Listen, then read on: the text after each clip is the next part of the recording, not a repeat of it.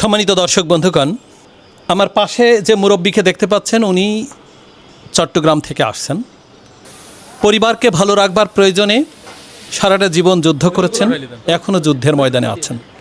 আসলে পুরুষের জীবন তো জন্ম থেকে মৃত্যু পর্যন্ত এই যুদ্ধের ময়দানে থাকতে হয়।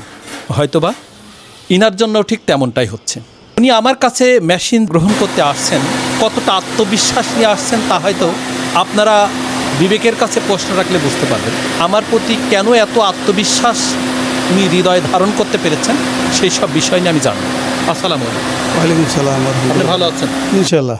এই যে চট্টগ্রাম থেকে এতটা পথ পাড়ি দিয়ে আমার পর্যন্ত আসছেন, আসলে এগুলো তো মেশিন যদি চায়নার থেকে বাংলাদেশে আসতে পারে, আর আমি চট্টগ্রাম থেকে এখানে আসতে পারবো না, ভালো হিসেবে দিতে হবে। ভালো জিনিসের জন্য তো মানুষ আসে, আর ভালো মানুষের কাছে ভালো মানুষ আসে। তো আমি আমার দুঃখ কষ্ট নির্বিশেষে পরে চিন্তা করে দেখলাম যে আমার যে অর্থ আছে, অল্প অর্থ দিয়ে যদি আমি এটা আস্তে আস্তে করি, আমি এখন কোনো অটোও চালাতে পারবো না, একটা গাড়িও চালাতে পারবো না, একটা ট্রাকও চালাতে পারবো না।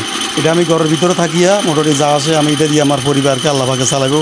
এই জন্য বাইরের কাছে আসি। আমি দেখা করলাম, ভাই আমি আপনাকে দেখার জন্য আসি, আমি সব জায়গায় টেস্টিং করছি, সব দেখছি মেশিন আপনি দেখিয়ে দিবেন, কিন্তু আমি আপনাকে দেখার জন্য আসি। এই হলো কথা। আল্লাহ ভরসা। ইনশাল্লাহ আপনারা সবাই দোয়া করবেন।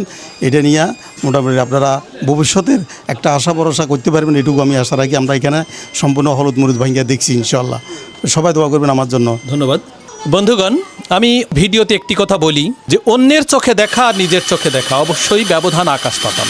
আমি এদেশের প্রতিটা মানুষকেই বলি যে যখনই অল্প অর্থ নিয়ে উদ্যোক্তা হবেন অবশ্যই নিজের চোখে দেখে নেবেন। কেননা আমি পরিপূর্ণভাবেই বুঝে দিচ্ছি, কিন্তু এই হলারটার একটু চোটা বা একটু বাঁকা এটা কিন্তু আমার চোখে বাঁধবে না। আমি অনেক ভিডিওতে কথা বলেছি যে ঘটকের দেখা সব মেয়েই সুন্দর হয়, অর্থাৎ আমি ঘটকের আসনে আছি, তাই আমার দেখা সবই সুন্দর।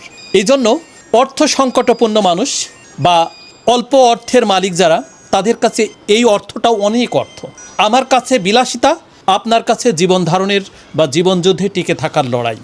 আমি চিন্তা করছি বৃহৎ কোম্পানি করব, অট্টালিকা গড়ব, অনেক বড় প্রাসাদ গড়ব, এমন চিন্তা আমার মধ্যে। কিন্তু আপনার মধ্যে যুদ্ধের ময়দানে টিকে থেকে সংগ্রাম করা। তাই আপনাদের অনুরোধ রাখবো যে অবশ্যই দেখে এবং বুঝে নেবেন, তাহলে আপনি যেমন হেরে যাবেন না, আমিও আপনাকে ঠকাতে গেলে আমার অনেক চিন্তা ভাবনা করতে হবে।